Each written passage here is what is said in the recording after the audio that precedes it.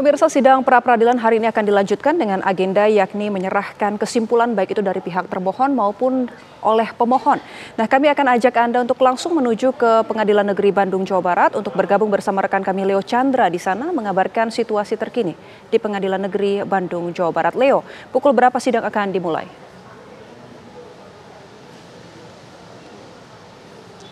Ya, selamat pagi Anggia, Ebony dan juga pemirsa TV One, di mana memang hari ini dijadwalkan untuk pembacaan ataupun penyerahan begitu hasil kesimpulan persidangan dari Peggy Setiawan oleh kuasa hukum dari Peggy Setiawan dan juga pihak Polda Jawa Barat.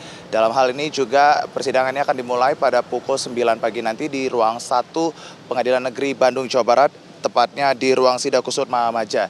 Dan juga ada pun yang bisa kami sampaikan juga bahwasannya nantinya pihak dari Polda Jawa Barat ini juga akan memberikan ataupun hasil dari kesimpulan persidangan yang dimulai dari tanggal 1 Juli 2024 minggu lalu. Dan juga kami juga akan menanyakan terkait dengan apa yang kemarin juga ini menjadi highlight begitu pada persidangan dengan salah satu pengacara dari Peggy Setiawan, yaitu Bang Ihsan Nasruddin. Selamat pagi, Bang. Selamat pagi. Bang, kita berbicara sedikit terkait dengan kemarin pihak Polda Jawa Barat sudah menghadirkan saksi ahli pidana begitu.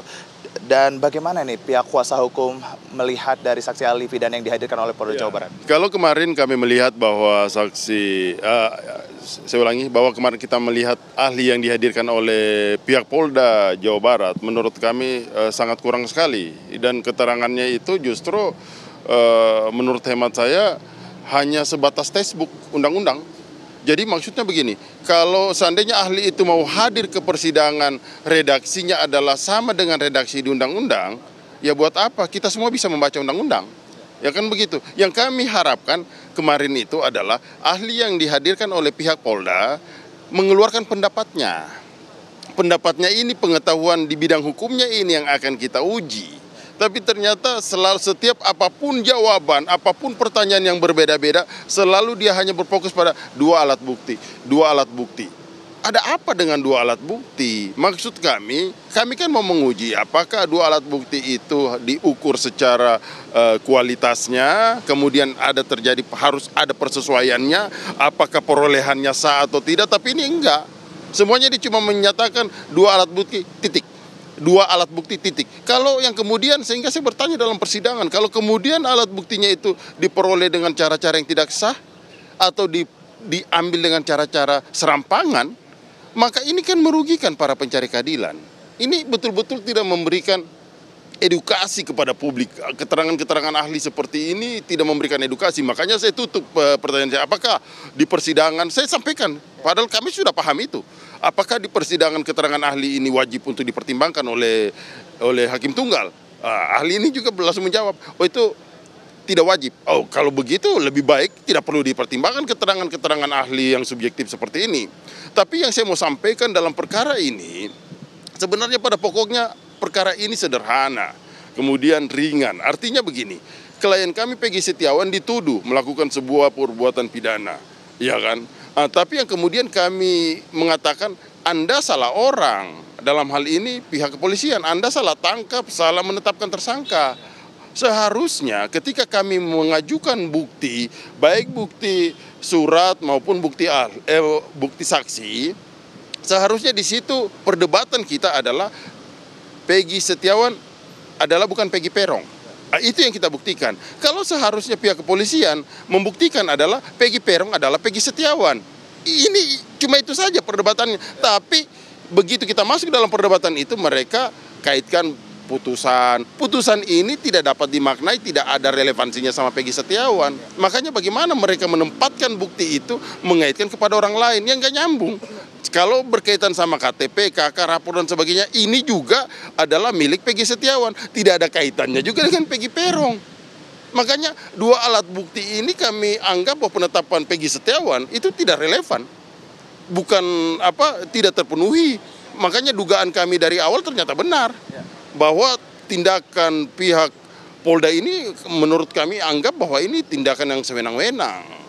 Dan kemudian salah satu kuasa hukum juga ada Ibu Sugianti yang kemarin juga menyampaikan bahwasannya adanya pernyataan yang berbeda begitu terkait dengan penangkapan yang dilakukan, bisa ditangkap tangan, ini bisa dinyatakan kemudian dengan alat bukti, namun pihak dari pidana mengatakan terkait dengan KUHP 184 ayat A, B, dan C. Nah ini bagaimana nih tanggapan dari kuasa hukum sendiri? Sebenarnya bukan kami tidak memahamin. Secara hukum, undang-undang kami pahamin, itu bagian, itu sudah masuk dalam pengalaman dan pengetahuan kami. Hanya kami ingin menguji, tapi ahli ini seolah-olah memberikan keterangan dia hadir terhadap orang-orang yang tidak paham hukum. Nah, itu dia kekeliruannya. Kemudian, seumpama begini keterangannya kan. Muncul satu pertanyaan dari tim penasihat hukum. Berdasarkan putusan Mahkamah Konstitusi nomor 21 berdasarkan Perkap Kapolri bahwa penetapan tersangka dalam kaitannya bahwa ini adalah berdasarkan laporan itu harus dipanggil dulu. Tidak boleh sekonyong-konyong langsung ditetapkan tersangka. Itu berdasarkan putusan Mahkamah Konstitusi, berdasarkan Perkap Kapolri. Tapi kemudian ketika hal itu ditanyakan oleh pihak ahli justru mengatakan, oh tidak, polisi bebas. Kalau begini, apakah tindakan kepolisian ini tidak diatur di dalam Perkap, tidak diatur dalam undang-undang? Inilah maksudnya jawaban-jawaban yang menurut hemat kami adalah jawaban ahli, seorang ahli yang sesat dan menyesatkan. Kan kira-kira demikian. Berarti dari yang Abang katakan bahwasannya ahli yang dihadirkan oleh pihak Polda ini kurang kredibilitas seperti itu? Sangat kurang kredibilitas, Iya. Kalau persoalan berimbang, dari semua pertanyaan kami juga, dia tidak memberikan gambaran yang utuh. Jadi menurut saya bahwa keterangan ahli kemarin yang dihadirkan oleh pihak termohon itu sama sekali sia-sia. Ya, sama sekali sia-sia. Dan kemarin juga sempat dari pihak kuasa hukum ini sebenarnya meminta untuk Polda Jawa Barat ini memberikan saksi, menghadirkan begitu saksi fakta begitu. Nah, karena kami harapkan perdebatannya kita seperti yang saya katakan tadi bahwa kami nilai bahwa ini bukan Peggy Setiawan, bukan Peggy Peron. Iya kan? Kemudian dari pihak Polda mengatakan Peggy Setiawan adalah Peggy Peron. Tunjukkan buktinya mana? Kami kan menunjukkan bukti nih. Ada saksi fakta kami bawa begitu malam kejadian yang Peggy Setiawan berada di Bandung. Ini loh saksi faktanya. Dari pihak kepolisian mana?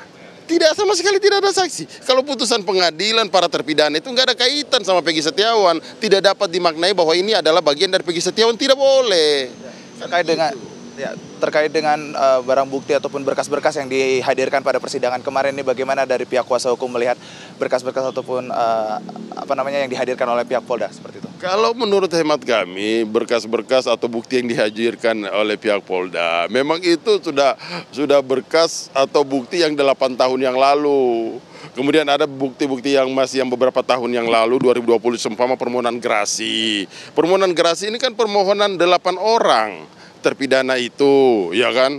7 orang terpidana itu. Kemudian juga putusan pengadilan. Ini kan hanya dapat dimaknai hanya memiliki kaitan dengan Peggy Peron. Tidak ada memiliki kaitan dengan Peggy Setiawan. Makanya kami ingin menunjukkan berdasarkan ketentuan KUHP 184, 2 alat bukti untuk sebagai bukti permulaan menetapkan seorang sebagai tersangka, harusnya itu sudah dijawab. Ini loh saksinya, ini loh buktinya, ini loh. Harusnya kan ada seperti itu, tapi sampai hari kemarin persidangan pembuktian di akhir ternyata sama sekali tidak ada. Makanya kami berasumsi bahwa sangat patut dan sangat pantas beralasan ketika gugatan permohonan kami dikabulkan dan Peggy Setiawan kemudian dianulir tersangkanya. Kira-kira demikian. Nah, untuk terkait dengan agenda hari ini, Bang, apakah hari ini akan ada pembacaan juga kah dari pihak kuasa hukum? Umumnya sih bahwa kesimpulan itu tidak dibacakan, tapi yang kemudian diserahkan baik dalam bentuk fisik maupun dalam soft file-nya. Iya kan? Dalam bentuk fisik dan soft file-nya. Jadi nggak perlu dibacakan sih sebenarnya kalau kesimpulan. Berbeda dengan permohonan atau replik. Kan begitu. Terima kasih Bang untuk informasinya, dan itu dia tadi Ebony dan juga pemirsa bahwasannya pihak dari kuasa hukum ini menilai bahwasannya pihak ahli pidana yang dihadirkan oleh Polda Jawa Barat ini tidak memberikan informasi sehingga ini juga kemudian memberatkan atau menyulitkan begitu pihak dari kuasa hukum Peggy Setiawan untuk kemudian ini menarik kesimpulan dan akan diserahkan pada pagi ini pada pukul 9 pagi di ruang 1 Kusuma Atmaja Pengadilan Negeri Bandung Jawa Barat. Begitu laporan yang ingin kami sampaikan, kembali ke Anda di studio, Anggia Ebony. Baik, Terima kasih Leo Chandra melaporkan langsung dari Pengadilan Negeri Bandung, Jawa Barat. Kita nantikan bersama jalannya sidang pra-peradilan Peggy Setiawan hari ini. Dan pemirsa,